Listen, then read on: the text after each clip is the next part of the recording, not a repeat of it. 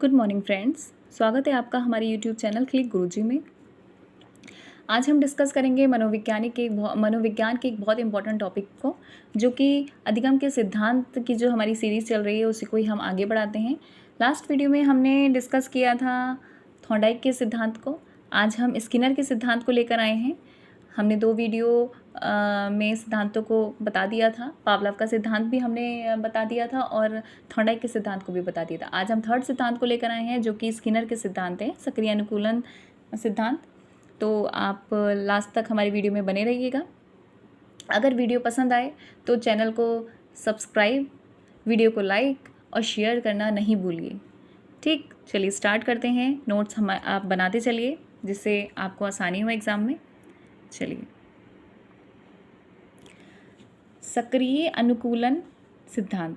सक्रिय अनुकूलन सिद्धांत, इस सिद्धांत का प्रतिपादन अमेरिका के मनोवैज्ञानिक B.F. स्किनर ने किया था। इस सिद्धांत का प्रतिपादन अमेरिका के मनोवैज्ञानिक B.F. स्किनर ने किया था। इन्होंने अपने प्रयोग चूहे और कबूतर पर किए थे। इन्होंने अपने प्रयोग चूहे और कबूतर पर किए थे। चूहे पर इन्होंने करा 1938 में और कबूतर पर किया 1943 में। ठीक, बिल्कुल यहाँ से ही क्वेश्चंस बन जाएगा। सबसे पहले बनेगा कि भाई सक्रिय अनुकूलन सिद्धांत किसका है, तो भाई सक्रिय अनुकूलन सिद्धांत B.F. स्किनर का है। B.F. स्किनर कहाँ के मनोवैज्ञानिक थे, तो अमेरिका के मनोवैज्ञानिक थे। इन्होंने अपने प्रयोग किस पर किए, तो कबूतर पर किए और चूहे पर किए। चूहे पर कब किए, 1938 में किए। कबूतर पर किए कब किए, तो 1943 में किए। अगर थॉर्नडाइक की बात करें तो बताइए थॉर्नडाइक कहाँ के मनोवैज्ञानिक थे, या थॉर्नडाइक ने अपना जो प्रयोग किया था वो किस पर किया था? आप मुझे कमेंट सेक्शन में बताइए, जिससे पता चले कौन सा बच्चा सीरियसली ले रहा है पढ़ाई को। चलिए आगे बढ़ते हैं। एक बार रिपीट कर देती हूँ कि इस सिद्धांत का प्रतिपादन अमेरिका के मनोवैज्ञानिक B.F. स्किनर ने किया था। इन्होंने अपने प्रयोग चूहे और कबूतर पर किए थे। चूहे पर 1938 में और कबूतरों पर 1943 में। इन्होंने 2 पुस्तक लिखी, द बिहेवियर ऑफ ऑर्गेनिज्म और बियॉन्ड फ्रीडम एंड डिग्निटी। देखिए, अब तक 3 मनोवैज्ञानिक हम आपको डिस्कस कर चुके हैं और तीनों मनोवैज्ञानिकों की अपनी अपनी पुस्तक है जो उन्होंने लिखी हुई है ना। एनिमल इंटेलिजेंस पुस्तक किसकी थी, तो एनिमल इंटेलिजेंस जो पुस्तक थी वो आपकी थॉर्नडाइक की थी। एनिमल इंटेलिजेंस पुस्तक आपकी थॉर्नडाइक की थी। और आपकी द बिहेवियर ऑफ ऑर्गेनिज्म जो पुस्तक है वो B.F. स्किनर की थी, क्योंकि इन्होंने व्यवहार का अध्ययन किया था। बियॉन्ड फ्रीडम एंड डिग्निटी किसकी है, तो ये भी B.F. स्किनर की है। क्लियर, आगे बढ़ते हैं।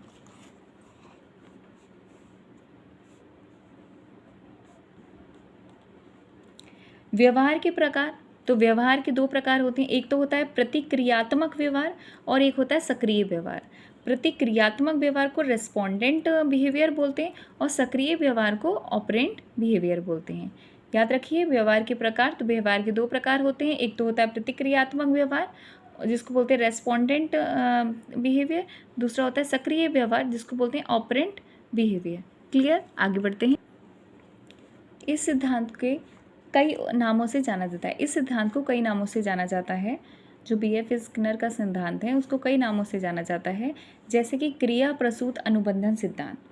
पूछ लिया जाएगा क्रिया प्रसूत अनुबंधन सिद्धांत किसका है, तो भाई क्रिया प्रसूत अनुबंधन का सिद्धांत जो है वो आपका B.F. स्किनर का है। कार्यात्मक प्रतिबद्धता का सिद्धांत B.F. स्किनर का है। अनुक्रिया उद्दीपक का सिद्धांत आपका किसका है, B.F. स्किनर का है। देखिए, उद्दीपन अनुक्रिया है, कंफ्यूज मत हो जाइएगा बिल्कुल। जब उद्दीपन अनुक्रिया आए तो थॉर्नडाइक लगा के आइएगा, और जब अनुक्रिया उद्दीपक आए तो B.F. स्किनर लगा के आइएगा। क्लियर। साधनात्मक अनुबंध सिद्धांत, साधनात्मक अनुबंध सिद्धांत किसका है, तो ये भी B.F. स्किनर का है। नैमित्तिक अनुकूलन सिद्धांत किसका है, तो ये भी B.F. स्किनर का है। RS थ्योरी स्किनर की है। CR थ्योरी पावलोव की है। CR थ्योरी पावलोव की है। SR थ्योरी थॉर्नडाइक की है और RS थ्योरी B.F. स्किनर की है। फिर से एक बार बताते हैं, क्रिया प्रसूत अनुबंधन का सिद्धांत बहुत पूछा जाता है। क्रिया प्रसूत अनुबंधन का सिद्धांत बताइए, तो ये B.F. स्किनर का है। कार्यात्मक प्रतिबद्धता का सिद्धांत बताइए, तो ये आपका बी एफ स्किनर का। अनुक्रिया उद्दीपक का सिद्धांत बताइए, तो बी एफ स्किनर का है। साधनात्मक अनुबंध सिद्धांत बताइए, तो बी एफ स्किनर का है। नैमित्तिक अनुकूलन सिद्धांत बताइए, तो बी एफ स्किनर का है। और आर एस थ्योरी पूछ लिया जाएगा, बताइए आर एस थ्योरी के नाम से किस किस सिद्धांत को जाना जाता है, तो बी एफ स्किनर के सिद्धांत को जाना जाता है। बी एफ स्किनर कहाँ के मनोवैज्ञानिक, तो ये अमेरिका के मनोवैज्ञानिक थे। इन्होंने अपने प्रयोग किस पर किए हैं, तो चूहे और कबूतर पर किए हैं। चूहे पर कब किए और कबूतर पर कब किए, ये आपको याद होना चाहिए। क्लियर, आगे बढ़ते हैं। अब स्किनर ने पुनर्बलन के 2 प्रकार बताए। स्किनर ने पुनर्बलन के 2 प्रकार बताए हैं। स्किनर ने पुनर्बलन के 2 प्रकार बताए हैं। कौन कौन से, एक तो बताया है सकारात्मक और एक बताया है नकारात्मक पुनर्बलन। स्किनर ने पुनर्बलन के 2 प्रकार बताए हैं। एक पहला है आपका सकारात्मक पुनर्बलन और दूसरा है आपका नकारात्मक पुनर्बलन। इन्होंने शेपिंग प्रवृत्ति और सन्निकटन विधि इसके बारे में भी बताया। ये कौन सी विधि होती है बी एफ स्किनर की, तो जब किसी उद्दीपन के माध्यम से व्यक्ति के व्यवहार में परिवर्तन लाया जाता है तो उसे शेपिंग प्रविधि या सन्निकटन विधि कहा जाता है। जब किसी उद्दीपन के माध्यम से, जब किसी मतलब उद्देश्य के माध्यम से व्यक्ति के व्यवहार में परिवर्तन लाया जाता है तो उस विधि को शेपिंग प्रविधि या सन्निकटन विधि बोलते हैं। क्लियर, आगे बढ़ते हैं। आधुनिक शिक्षा में शिक्षा जगत में 4 प्रकार के पुनर्बलन होते हैं। आधुनिक शिक्षा में 4 प्रकार के पुनर्बलन होते हैं। कौन कौन से, पहला है आपका सतत पुनर्बलन, सेकंड है आपका निश्चित अंतराल पुनर्बलन को हम रीइंफोर्समेंट बोलते हैं। निश्चित अनुपात पुनर्बलन, और फोर्थ है आपका पुनर्बलन। कौन से हैं, आधुनिक शिक्षा जगत में 4 पुनर्बलन होते हैं। पहला है आपका सतत पुनर्बलन, सेकंड है आपका निश्चित अंतराल पुनर्बलन, थर्ड है आपका निश्चित अनुपात पुनर्बलन और फोर्थ है आपका परिवर्तित पुनर्बलन। क्लियर, समझ आया? एक बार हम फिर से रिपीट कर लेते हैं। इस सिद्धांत को कई उपनामों से जाना जाता है। क्वेश्चन यहाँ से बनता है बहुत ज़्यादा। क्रिया प्रसूत अनुबंधन सिद्धांत, कार्यात्मक प्रतिबद्धता का सिद्धांत, अनुक्रिया उद्दीपक सिद्धांत, साधनात्मक सिद्धांत, नैमित्तिक अनुकूलन सिद्धांत और आर एस थ्योरी। स्किनर ने जो पुनर्बलन है उसके 2 प्रकार बताए हैं, एक सकारात्मक पुनर्बलन और एक नकारात्मक पुनर्बलन। शेपिंग प्रविधि और सन्निकटन विधि भी है इनकी।